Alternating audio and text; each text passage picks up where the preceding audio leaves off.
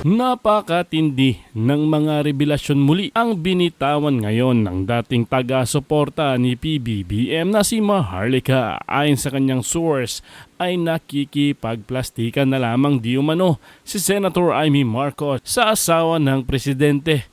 Ito'y sa kadahilan ng nalaman ng First Lady na ang senadora ay buo pa rin ang suporta kay VP Inday Sara Duterte. Feeling daw ni FL Liza ay hawak nito ang kapangyarihan kaya nag-aastang Pangulo. Gumawa raw si FL Liza ng isang quitclaim upang pagpirmahin ang pamilya Idralin upang makamkam nito ang ilang mga ari-arian upang ipamana sa kanyang mga anak.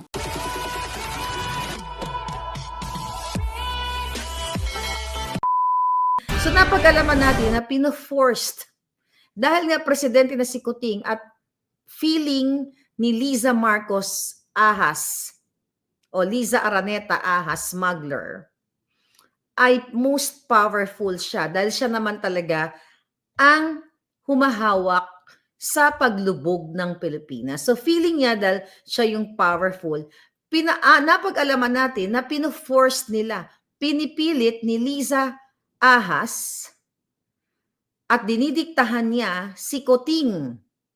Okay? Ang kanyang asawang Kuting na papirmahin ng quitclaim ang mga kamag-anak sa Edralin Marcos side. Anong ibig sabihin nito? Pinapipirma ng quitclaim sa mga real property, sa mga ari-arian na gusto ni Kuting at ni Lisa Camcamin para sa kanilang tatlong anak. Kawawa naman yung mga Edralin Marcos side. Diba? I think, actually, na-review ko yung video, yung vlog ni Senator Amy Marcos.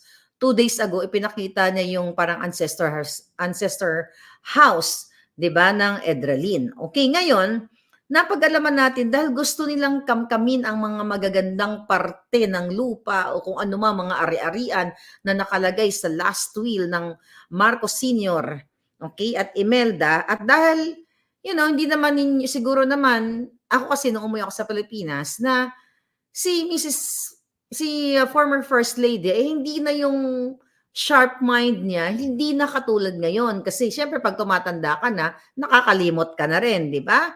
So at 94. So napag-alaman natin, mga palangga, ay pinipwersa ni Lisa at dinidiktahan niya si Kuting, ang kanyang asawa, na papirmahin nga ng quitclaim ang mga Edralin Marcos side, yung mga kapatid. I think, yung mga, I don't know, hindi ko alam kung ilan pang natitira. May natitira pa ba sa mga kapatid ni Marcos Sr.? Kasi hindi ko na-research actually. May natira pa bang buhay sa kanila? Parang wala na, di ba? But anyway, yung side na yan, ng Edralin Marcos, ay napag-alaman natin na mukha sila yung kawawa dito. 'Di ba? Dahil nga hindi naman natin sila naririnig. 'Di ba? Hindi naman sila maingay, 'di ba? Ang narinig lang natin Romualdez, Tambaluslos.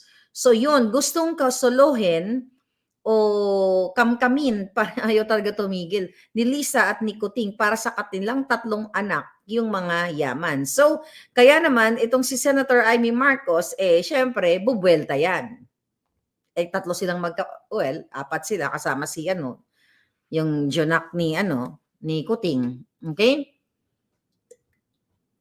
Ngayon, yan ang nangyayari ngayon kaya mayroong family feud. At the fact na they're not in speaking terms right now, at this point in time, kasi napansin nyo naman dun sa boto, nung bumoto si Senator Amy sa barangay election, hindi sila magkasama, di ba? Magkasama ba sila? Hindi. So kung magkasalubong man sila, plastic-plastic lang. Pero napag-alaman natin, sa ating puting ahas sa Malacanang, ay talagang sukdulan ang insecurity ni Lisa Ahas Marcos kahit na siya ay acting president ni Kuting.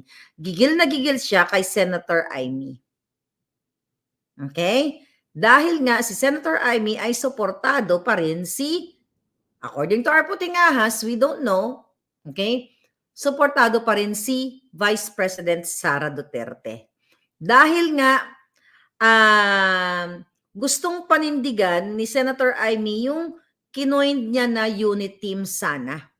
'Di ba? Siya kasi ang may utak ng unit team na word na yan. At si Amy Marcos din ang nangligaw kay Inday Sara dahil, BFF sila. Nanligaw para para i-partner dun sa kapatid niyang bangag. Okay? So, sabi ko nga lahat tayo na sumuporta dito kay Kuting naging instrumental.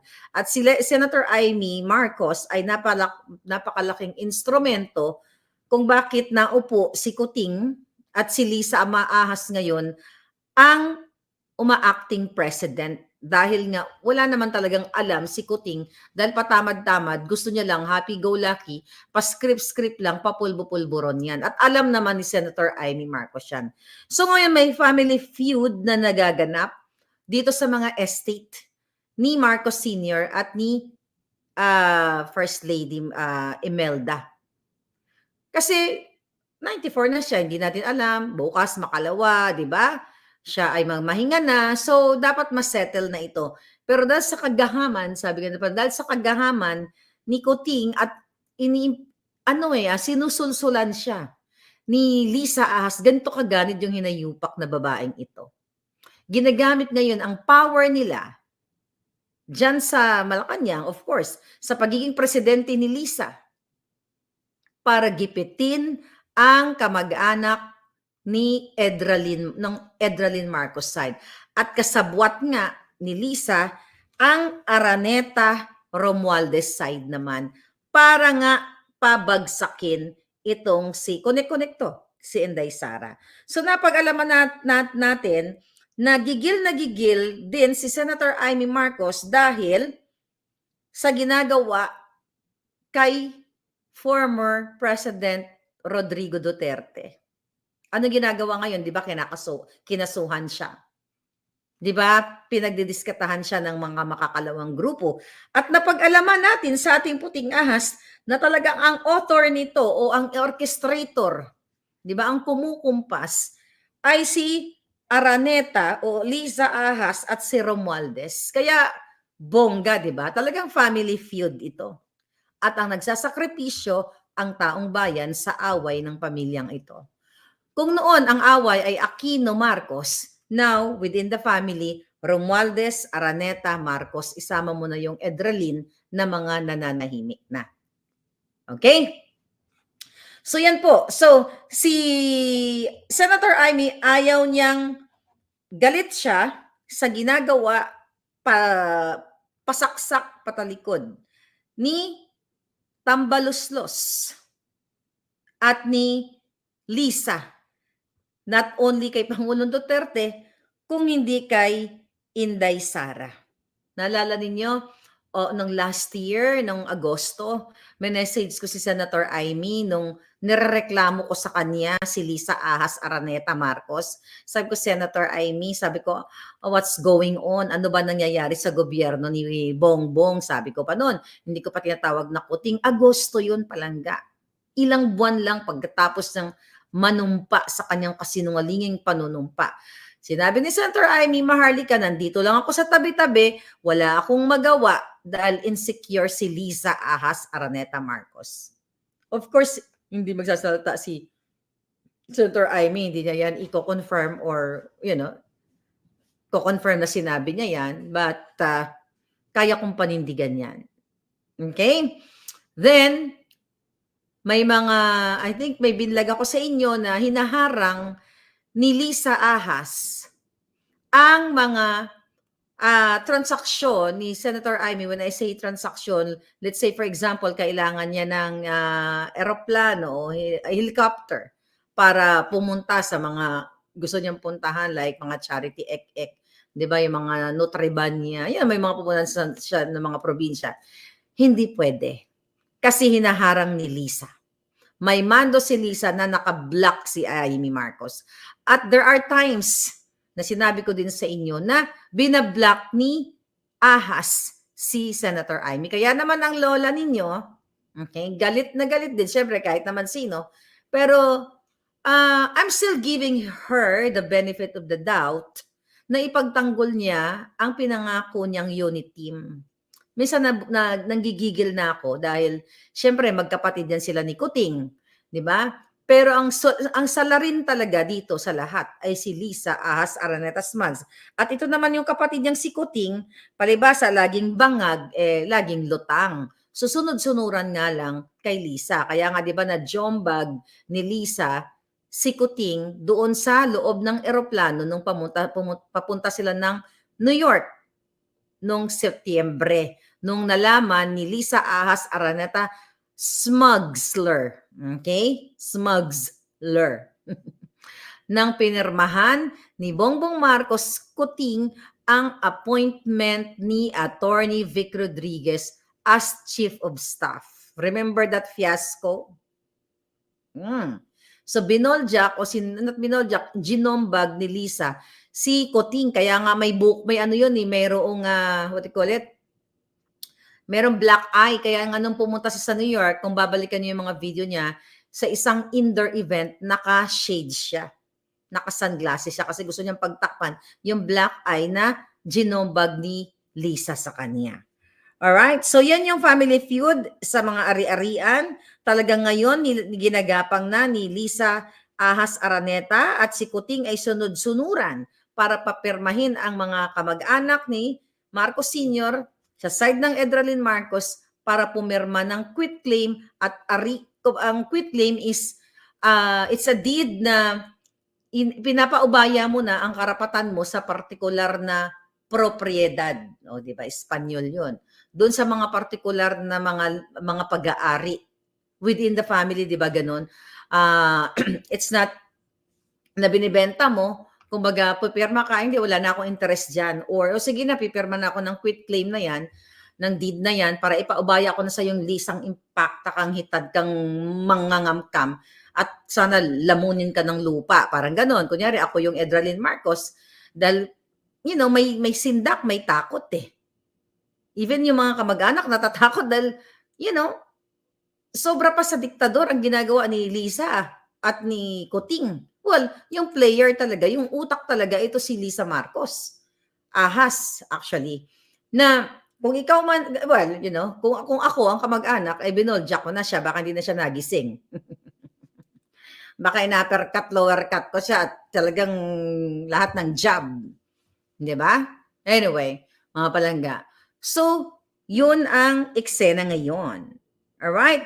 So, patuloy na-embay si Senator Amy Marcos sa ginagawa ni Lisa Ahas Araneta Smugs at ng kanyang pinsan na si Tambaloslos kay Inday Sara kasi hindi mukha, di ba? Hindi kinakaya ni Senator Amy dahil siya ang punot dulo nitong marriage made in heaven na sinabi niya noon.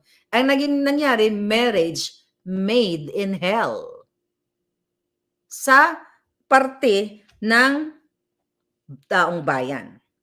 Ngayon, and also, hindi na natutuwa si Senator Amy Marcos, mga palangga, dahil even ang mga military at PNP ay nasusuka na sa ginagawa ni Lisa Ahas sa kanila. At hindi na natutuwa si Senator Amy sa pagtatanggal ng mga taong pinagtitripan ni Lisa. That's good thing. Nice move, Senator Amy. And we're looking forward na one day you speak up also. Speak up day kasama.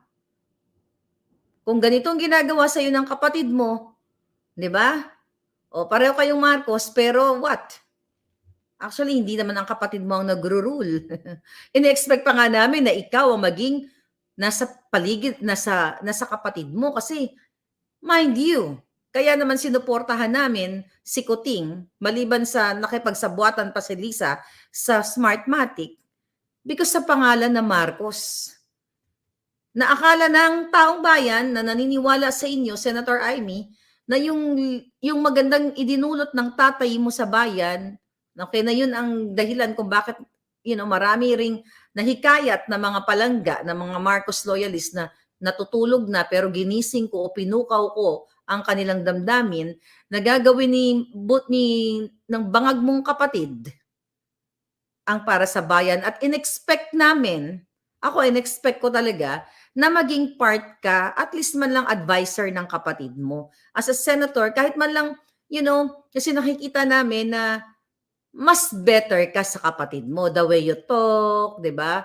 Kung mas smarter ka kaysa doon sa kapatid mong bangag. Sabi ko nga, kung alam mo naman palang bangag, di sana hindi mo na lang pinatakbo para hindi na kami nabudol. Ikaw na lang ang tumakbo, di ba?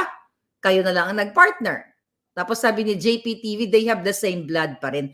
Kaya nga, but, bigyan natin pa siya ng panahon para mag-shine. Pero kasi, may mga magkakapatid, tandaan ninyo, may mga magkakapatid na hindi porket the same blood tayo, ay pare-pareho tayo. Pero syempre hindi mawawala sa isip natin ay pare-pareho lang yan. Pareho lang Marcos yan, parehong Duterte. Pansinin nyo kayong magkakapatid. Merong mabait sa magkakapatid. Merong asshole. May demonyo sa magkakapatid. Merong anghel. Totoo yan. Ako, ang inaasahan ko na lang dito kay Senator Amy dahil alam naman niya ako mismo, personal, na nagbigay ng hinaing sa kanya.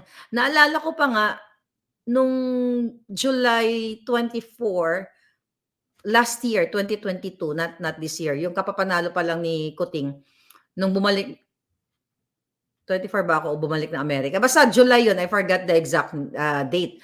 But anyway, naimbitahan ako dyan sa